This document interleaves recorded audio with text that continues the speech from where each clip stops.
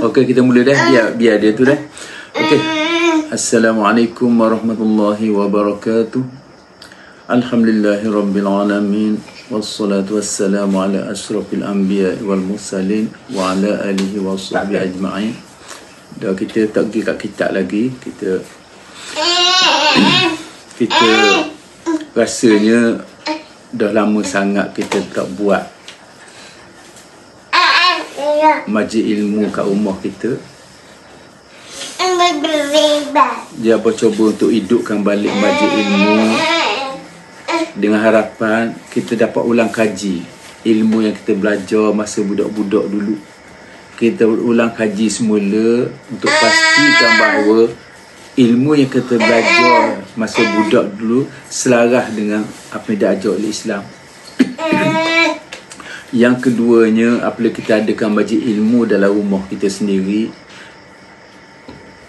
Allah Ta'ala akan turun rahmat dan berkat dalam rumah kita. Itu yang abang nak sebenarnya. Kalau boleh kita nak sentiasa adakan majlis ilmu dalam rumah kita. Pasal lama sangat dah kita tak buat. Kita sepatutnya bersyukur kerana kita dilahirkan sebagai orang Islam. Kita belajar bersyukur. Allah Ta'ala kurniakan Islam kepada kita sepercuma tanpa ada usaha dari kita. Oleh kerana kita dapat Islam secara percuma, ia kelihatan tak ada nilai di sisi kita. Kerana apa benda sekalipun apabila kita dapat cara percuma, kita nampak macam tak ada nilai. Kalau kita beli, kita kena beli, kena bayar mahal, baru ada harga. Perlu diingat, dilahirkan sebagai orang Islam belum memadai untuk masukkan kita ke syurga.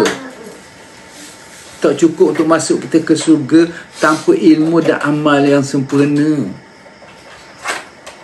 Kita perlu mengenali Islam dengan lebih dekat, mempelajari Islam dengan lebih mendalam.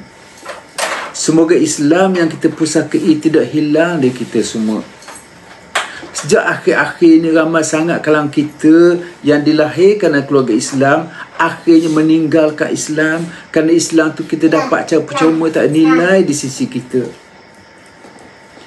Oleh kerana itu, mulai hari ini marilah sama-sama kita berusaha untuk mempelajari Islam dan lebih mendalam. Kita perlu buat ulang kaji tentang Islam kerana Islam yang kita pusakai hari ini belum cukup sempurna. Talabal ilmu faridatan ala kulli muslimin wa muslimat. Ini hadis Nabi. Menuntut ilmu itu diwajibkan ke atas orang Islam, lelaki dan perempuan.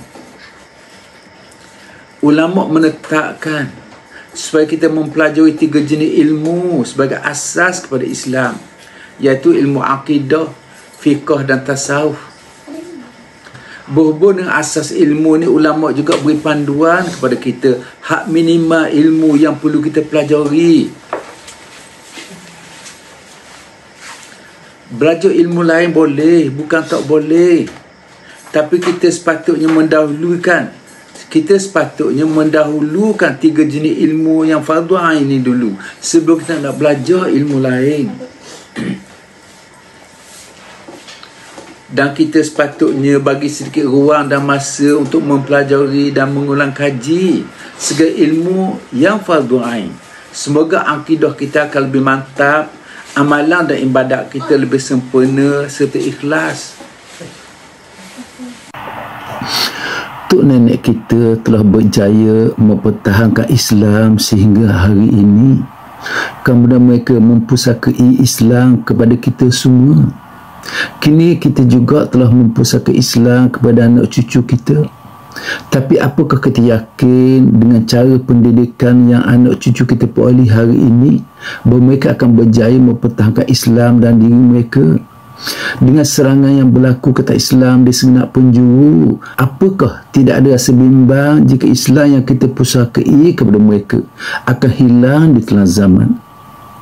Jika kita tak bersungguh-sungguh dalam usaha untuk mempertahankan Islam dan ahli keluarga kita, jangan kita kesali jika Islam yang kita pusakai kepada mereka akan hilang dari mereka satu hari nanti. Sekianlah, wabillahi taufiq wal hidayah. Wassalamualaikum warahmatullahi wabarakatuh.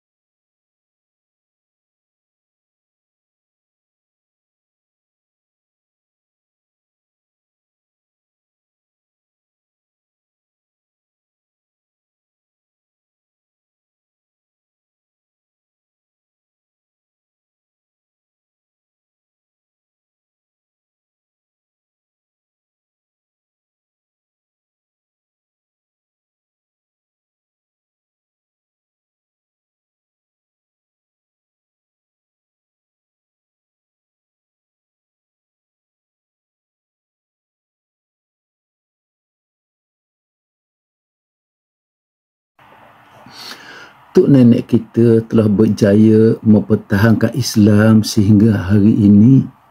Kemudian mereka mempusakai Islam kepada kita semua. Kini kita juga telah mempusakai Islam kepada anak cucu kita.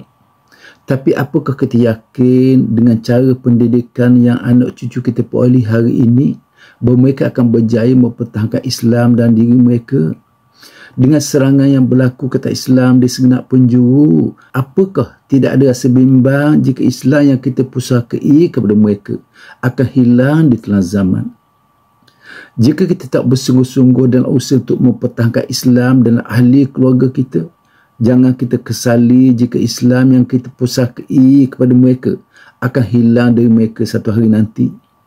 Sekianlah, wabillahi taufiq wal hidayah. Wassalamualaikum warahmatullahi wabarakatuh.